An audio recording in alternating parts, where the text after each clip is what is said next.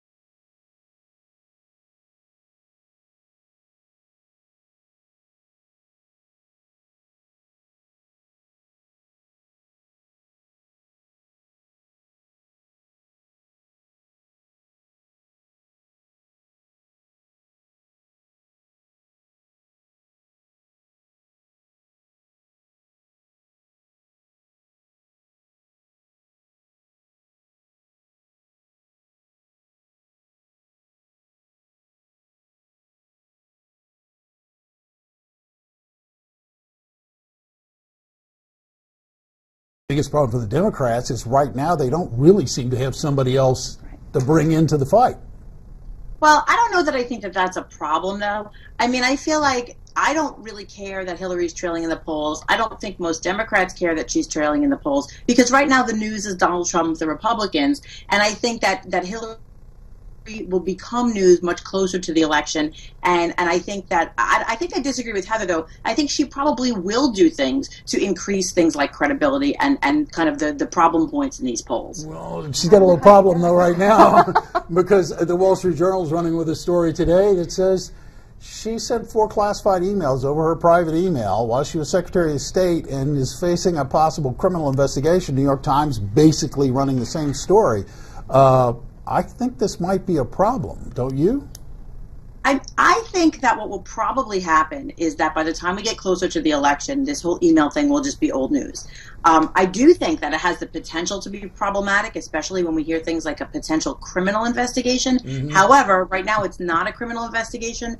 And, I mean, this is something that's going to really turn on the facts. If the facts come to light that she really did something wrong, then it will be a problem she has to deal with. But I just don't know that we're there anywhere near that yet. The only thing I would respond to you on that, and I'm going to get Heather's take on this, is a criminal investigation is a criminal investigation. Whether there's any findings to create charges or not. And Heather, this would be highly unusual, wouldn't it? You've got a standing candidate, a presumed nominee for a party, under investigation of potential charges. Well, I mean, we've got to remember that Governor Rick Perry also has one indictment was dropped today, but he has an indictment against him. So this year it seems like we're going to have all kinds of potential criminal investigations of our candidates. But the thing that's unusual here is you've got 2 different inspector generals recommending a criminal investigation against someone who has said, oh no, I never had any classified information. I never sent anything classified. And every single thing that she says, she has to step back on, and yet she doesn't. Someone else has to step back for her. This is going to be a problem no matter what.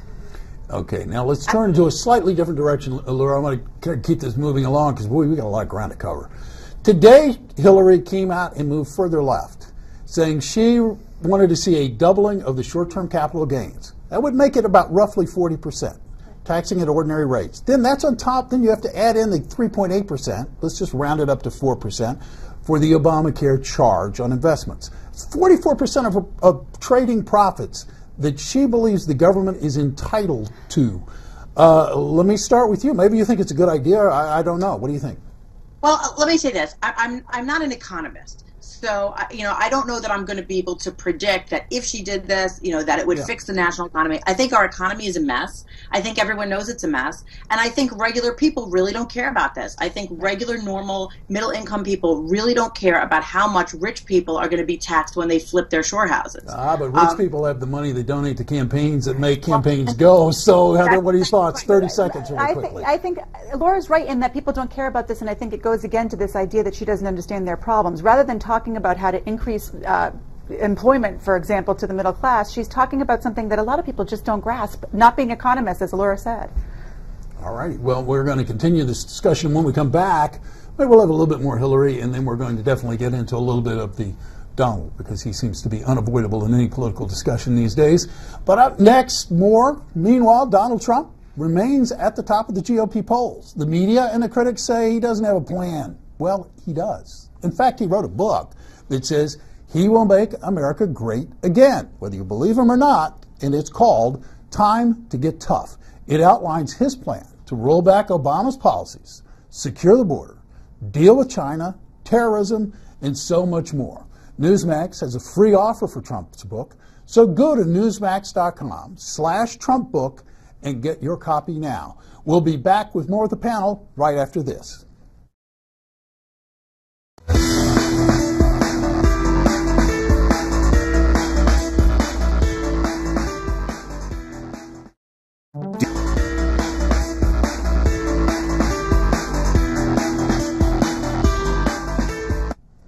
And welcome back to the Steve Malzberg Show. I'm Bill Tucker, filling in for Steve today.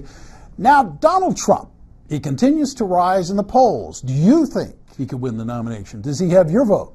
Please vote for your favorite candidate in the Newsmax poll. Go to newsmaxpolls.com, cast your vote. We'd love to hear who you think the candidates should be. I'm joined again by Heather Hansen and Elura Nanos, Esquire. Welcome back, ladies. Let's talk about the Donald. He's kind of a compelling political figure these days. I don't even know where to begin, but we're going to start with the trip to the border is where we're going to start. No one does. I suspect I know the answer to this question, but Elura, the Trump went down to the border. Do you think this is a publicity stunt, or what do you think is going on here? I actually think it's like classic Donald Trump. Not a real trip. He's sort of not a real candidate, and he's kind of like barely a real person. Like, I think he just went there because he thought it would be, a way of sort of showing that he's interested in Hispanics, and it gave him a platform to say that Latinos love him. But I think it was ridiculous, and it really didn't accomplish anything.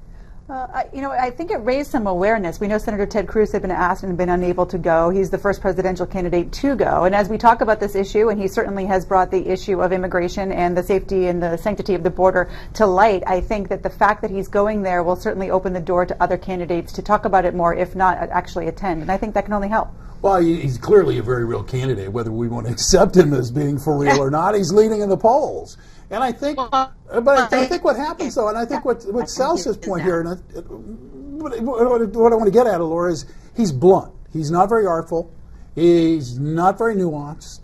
He's blunt.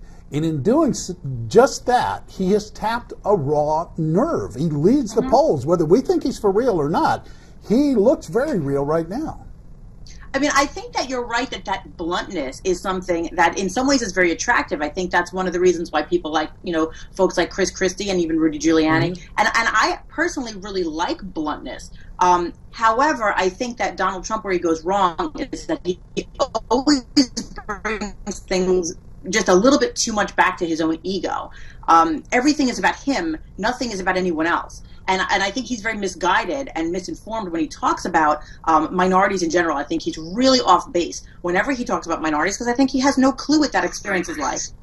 Yeah, I mean, I think that there's a germ of truth in most of what he says, and then he just hyperbolizes it to the degree of ridiculousness. So when he talks about, for example, the issues at the border and the issues with people who are committing crimes, obviously what he's saying is ridiculous. But we do see the problems like we saw in San Francisco. We had a similar problem in Philadelphia, where people are coming to sanctuary cities and committing crimes, and then there's no recourse. So I think that where the germ of truth that Donald brings out is where the rest of the candidates have to see that this is something that is really resonating with the American people, and then run with it and do something about it and come up with a policy, which Donald definitely won't do. Well, what I think would be interesting is if these other candidates would take a lesson from the Donald and think, hey, this blunt speak, this is refreshing. People like it.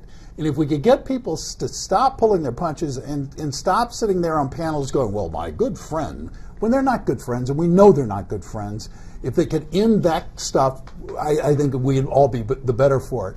I want to turn to something entirely different, and it's a delicate topic, and it is a serious topic, and it's the shooting that happened last night in Lafayette, Louisiana. The news, once again, was very quick to rush into judgment. People were quick to rush into judgment. And to his credit, whether you like Governor Jindal or not, he came out and said something I thought was refreshing and needed. He said, stop. There were 2 people killed. There were people wounded. Don't make this about politics. Let's make this about the people. Elura, when as a people, or Heather, let's start with you.